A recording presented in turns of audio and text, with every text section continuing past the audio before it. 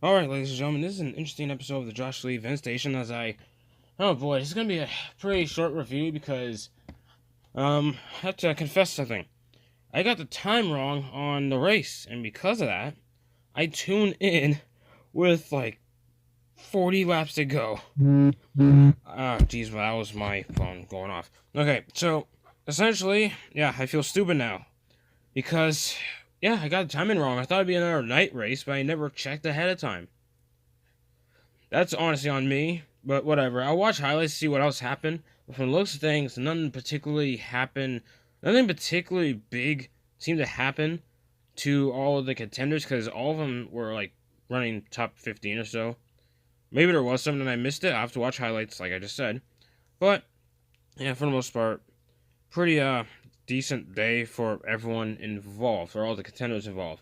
The thing is, though, 3 out of the 4 contenders had to win their way into the championship 4, and one of them did that. William Byron on pole. Now, I think I got news of that this morning, but I didn't think it'd be possible for him to hold everyone off. Then I remember that it was Gen 7 cars at Martinsville, which people tend to really hate, which, yeah, I can see why. It's like, that just, and the thing is, when it really comes down to it, when you really think about it, it encourages more nonsense.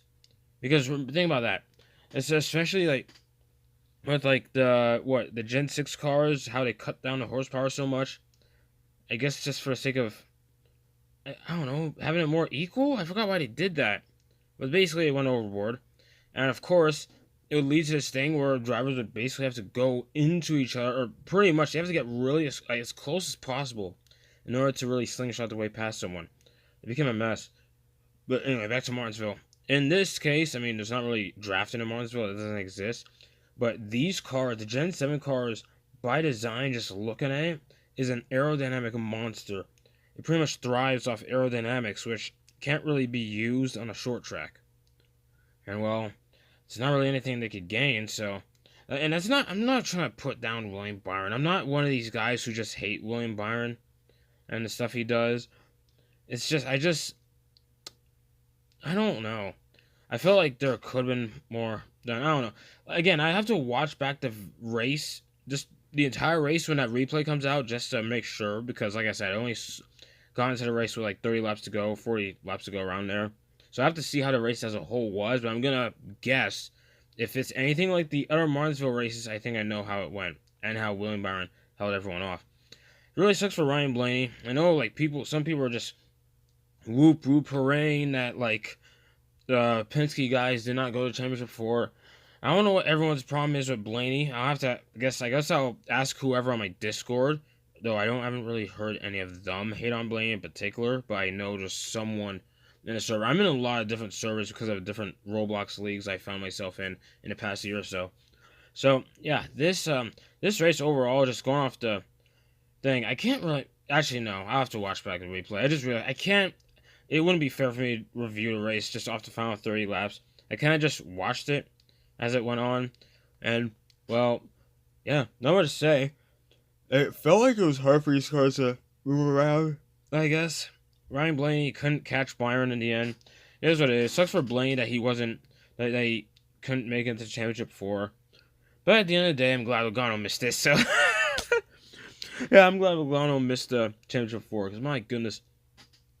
For the longest time, for a while now, it feels like Logano was like Exhibit A or one of the exhibits. Exhibit B, Exhibit C, just whatever exhibit you can think of. That's why the playoffs suck. Like, there's just something about whether he, basically, in a way where he gained from it or he lost from it. Like, by lost from it, I mean 2015. I mean, I know everyone hated Logano in 2015, especially after what he did, Kansas, whatever, and all that nonsense. But stats-wise, he technically probably should have been champion. But I don't think too much about it because I hate Logano. I still kind of do. And, yeah. But, yeah, Logano missing out. I have to look at the stats overall, see how Logano would have done this year without playoffs. That always intrigues me. What the playoffs are, what the points are like at the end of the season without the playoffs in there. And, well, I have to see how Logano did this year. I know last year it would have been awful. Or he did awful. Yeah, not much else to say. I'll talk about the Xfinity trucks right quick because I have to watch the race later, and then I'll probably review off that some other time this week. So, how do I think about this? So, Xfinity Series, I'll keep this really short because I didn't really watch those races either. I just got a little. I was only able to see highlights. I'm only able to see highlights of the Xfinity Series because I can't watch them live. I don't have CW network. If there's another way for me to watch the races, every now and again they do show the Xfinity Series races on USA networks, right, which I have. I don't watch anything on there, so maybe if whenever I can, there probably are opportunities. I just never really look into it. But anyway, so yeah, that will be interesting to see. Props to I can't speak.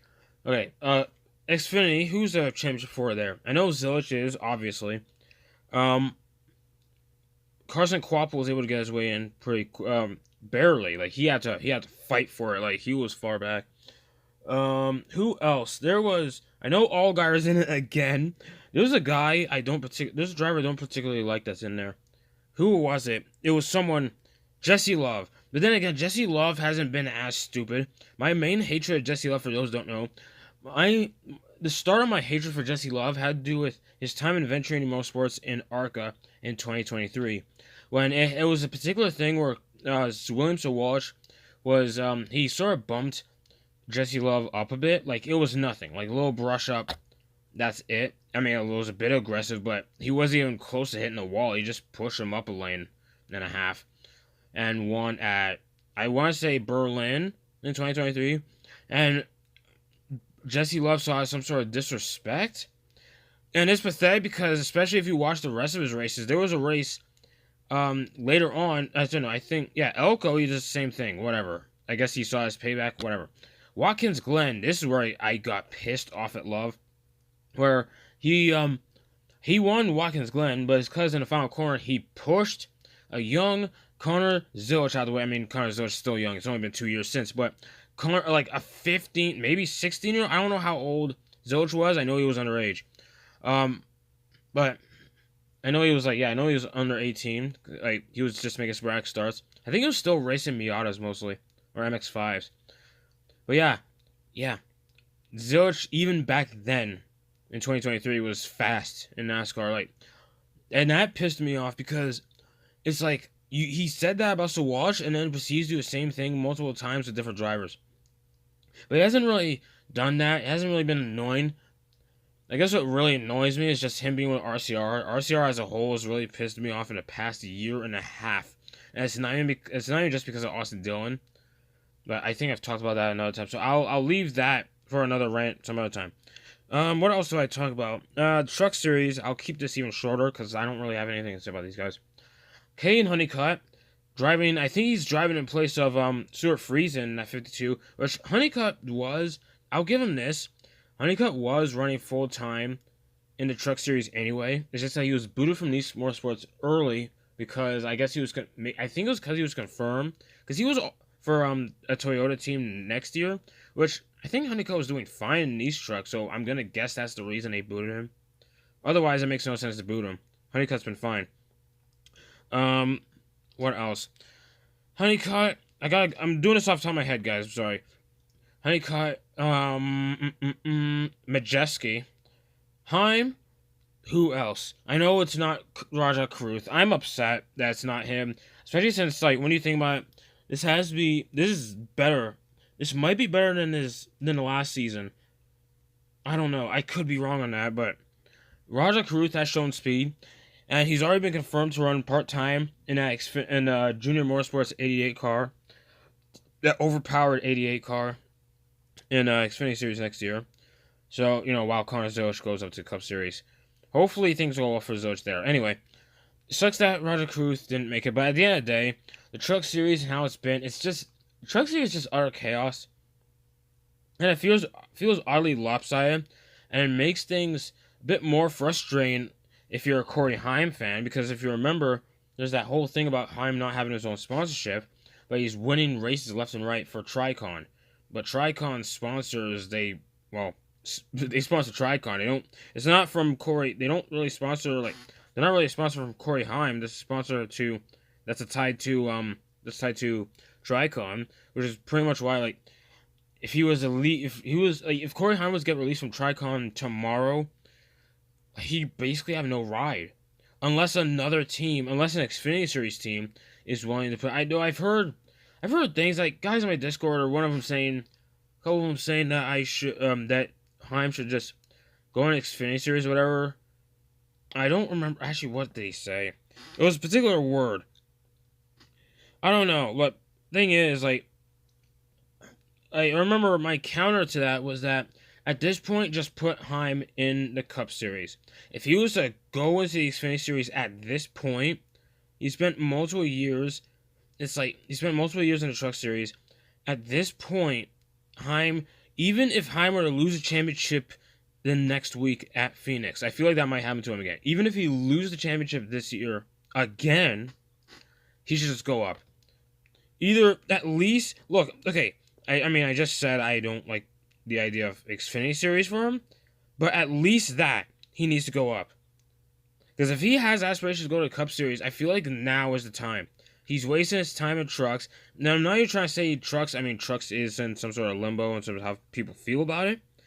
But at the end of the day, it's like, and I'm not trying to dump on trucks, but like he's wasting his time there. Because at the end of the day, it's like trucks has always been, even like just taking the young kids out of the equation, Truck Series has always kind of been this thing for veterans. Or just veterans that can't really, I don't know, like guys who just, I guess, mainly guys who just had a rough time in the Cup Series, then he just had to go down, basically went back down to trucks and found success there. Like, it's an alright series, but like, it's not really a series to have like, it's not really a series for like 20-year-olds to have a career in. That's just no. It just doesn't feel like that kind of series.